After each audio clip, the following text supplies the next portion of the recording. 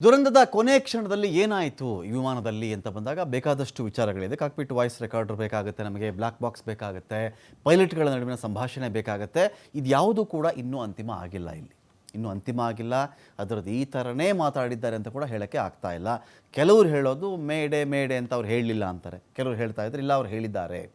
ಮೇಡೆ ಮೇಡೆ ಅಂತ ಹೇಳಿದ ಕೆಲವೇ ಕ್ಷಣಗಳಲ್ಲಿ ವಿಮಾನ ಬಿದ್ದು ಉರಿದು ಹೋಗಿದೆ ಅದು ಅಂತ ಕೆಲವರು ಹೇಳೋದು. ಕೆಲವರು ಮೇಡೆ ಅನ್ನೋದು ದಾಖಲಾಗಿಲ್ಲ. ಕಾರಣ ಅದು ಏನಾಗುತ್ತೆ, ನಿಮಗೆ ಯಾವುದೇ ಪೈಲಟ್ಗಳಾಗಲಿ ಮೊದಲ ಪಾಠಗಳವೆಲ್ಲವೂ ಕೂಡ ಎನಿ ಪೈಲಟ್ ಮೊದಲ ಪಾಠ ಈ ಥರ ಬಂದಾಗ ATC ಏರ್ ಟ್ರಾಫಿಕ್ ಕಂಟ್ರೋಲರ್ಗೆ ನಿಮ್ಮ ಕಡೆಯಿಂದ ಈ ಒಂದು ಮಾಹಿತಿ ಬರಬೇಕು. ಕಾಕ್ಪಿಟ್ ವಾಯ್ಸ್ ರೆಕಾರ್ಡರ್ ಏನಂತ ಮಾತಾಡಿದರು, ಯಾವ ಪೈಲಟ್ ಏನಂತ ಹೇಳಿದರು, ಪೈಲಟ್ಗಳ ನಡುವಿನ ಸಂಭಾಷಣೆ ಇದೆಯಲ್ಲ, ವಿಮಾನದಲ್ಲಿ ಏನಾಗಿತ್ತು ಅಂತ ಅರ್ಥ ಆಗಿಬಿಡ್ತು. ಅದರಿಂದ ಇಬ್ಬರು ಕೂತ್ಕೊಂಡಿದ್ದಾಗ ಅಯ್ಯೋ ಈ ಥರ ಆಯಿತು, ಅಯ್ಯೋ ಈ ಥರ ಆಯಿತು, ಅದೇನಾದರೂ ನೀನು ಪ್ರೆಸ್ ಮಾಡು, ಇದೇನಾದರೂ ಸರಿ ಮಾಡ್ಕೋ, ಏನೋ ಇರುತ್ತಲ್ರಿ ಕಡೆ ಕ್ಷಣಗಳಲ್ಲಿ. ಅಷ್ಟು ಜನಗಳ ಜೀವ, ಅದು ಪೈಲಟ್ಗಳ ಜೀವವೂ ಸೇರಿ ಪ್ರಾಣ ಪಕ್ಷಿ ಉಳಿಸ್ಕೊಳ್ಬೇಕು ಅಂದರೆ ಎಲ್ಲರೂ ಅಂತ ಪ್ರಯತ್ನ ಮಾಡಿರ್ತಾರೆ. ಗಲಿಬಿಲಿ ಆಗಿರ್ತಾರೆ, ಗಾಬರಿ ಆಗಿರ್ತಾರೆ, ಉಪಾಯ ಹುಡುಕಿರ್ತಾರೆ, ಪಾರಾಗುವಂಥ ದಿಕ್ಕನ್ನ ಬಗ್ಗೆ ಯೋಚನೆ ಮಾಡಿರ್ತಾರೆ, ಹೇಗಾದರೂ ಮಾಡಿ ವಿಮಾನವನ್ನು ಮತ್ತೆ ಕಂಟ್ರೋಲ್ಗೆ ತೊಗೊಳ್ಬೇಕು ಅಂತ ಟ್ರೈ ಮಾಡಿರ್ತಾರೆ. ನಾವೇ ಆಗಲಿ ಯಾರೇ ಆಗಲಿ, ಪೈಲಟ್ಗಳು ಅಲ್ಲಿ ಕೂತಿದ್ದಾರೆ, ನಾವೊಂದು ಕಾರ್ ಓಡಿಸ್ತಾ ಇದ್ದೀವಿ, ಬಸ್ ಓಡಿಸ್ತಾ ಇದ್ದೀವಿ, ಆಟೋ ಓಡಿಸ್ತಾ ಇದ್ದೀವಿ, ಟೂ ವೀಲರೇ ಓಡಿಸ್ತಾ ಇದ್ದೀವಿ. ಒಂದು ಅಪಘಾತ ಇನ್ನೇನು ಆಗಿಬಿಡುತ್ತೆ ಅನ್ನೋ ಸಂದರ್ಭದಲ್ಲಿ ಕಡೆ ಕ್ಷಣದಲ್ಲಿ ತಪ್ಸೋಕ್ಕೆ ಏನೇನೋ ಟ್ರೈ ಮಾಡ್ತೀವಲ್ಲ, ನಿಜ ತಾನೇ?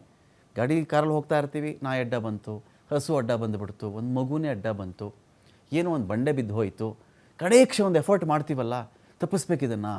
ರೈಟ್ ಸೈಡ್ಗಾದರೂ ಸ್ಟೇರಿಂಗ್ ಎಳೆದಿರ್ತೀವಿ, ಲೆಫ್ಟ್ ಸೈಡ್ ಎಳೆದಿರ್ತೀವಿ, ಜೋರಾಗಿ ಬ್ರೇಕ್ ಅಪ್ಲೈ ಮಾಡಿರ್ತೀವಿ, ಅದು ಹೇಳಿದಿಲ್ಲ ಅಂದರೆ ಹ್ಯಾಂಡ್ ಬ್ರೇಕ್ ಆದರೂ ಎಳಿತೀವಿ, ಏನೋ ಒಂದು ಮಾಡ್ತೀವಲ್ವ. ಹಾಗೇ ಪೈಲಟ್ಗಳು ಸುಮ್ಮನೆ ಬಿಟ್ಬಿಡಲ್ಲ.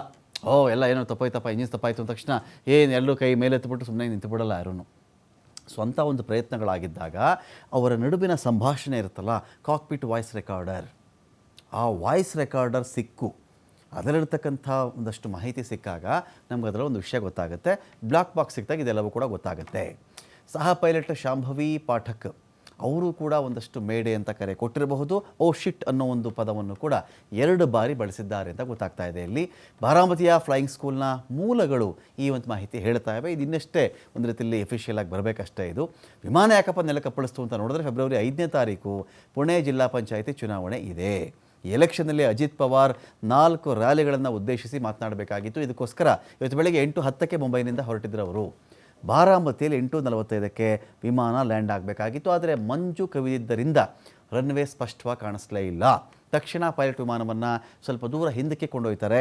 ನಂತರ 2ನೇ ಬಾರಿಗೆ ರನ್ವೇ 11ರಲ್ಲಿ ಇಳಿಸೋಕ್ಕೆ ಪ್ರಯತ್ನ ಪಟ್ಟಿರ್ತಾರೆ. ಆದರೆ ಇಳಿಬೇಕಾದ್ರೆ ಲ್ಯಾಂಡಿಂಗ್ ಕ್ಲಿಯರೆನ್ಸ್ ದೃಢೀಕರಿಸಲಿಲ್ಲ ಪೈಲಟ್.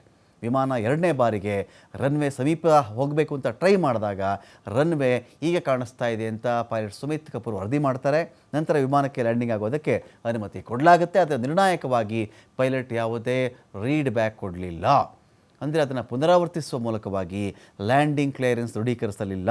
2ನೇ ಬಾರಿ ರೀಡ್ ಬ್ಯಾಕನ್ನು ಕೊಡಬೇಕಾದ್ರೆ ಮೊದಲೇ ಅದಕ್ಕಿಂತ ಮುಂಚೆನೇ ವಿಮಾನ ಅಪ್ಪಳಿಸ್ಬಿಡುತ್ತೆ. ಹಾಗಾಗಿ ಅಷ್ಟಕ್ಕಷ್ಟು ಜನ ವಿಮಾನದಲ್ಲಿದ್ದಂಥವರು ಎಲ್ಲರೂ ಕೂಡ ಸುಟ್ಟು ಕರಕಲಾಗ್ಬಿಡ್ತಾರೆ.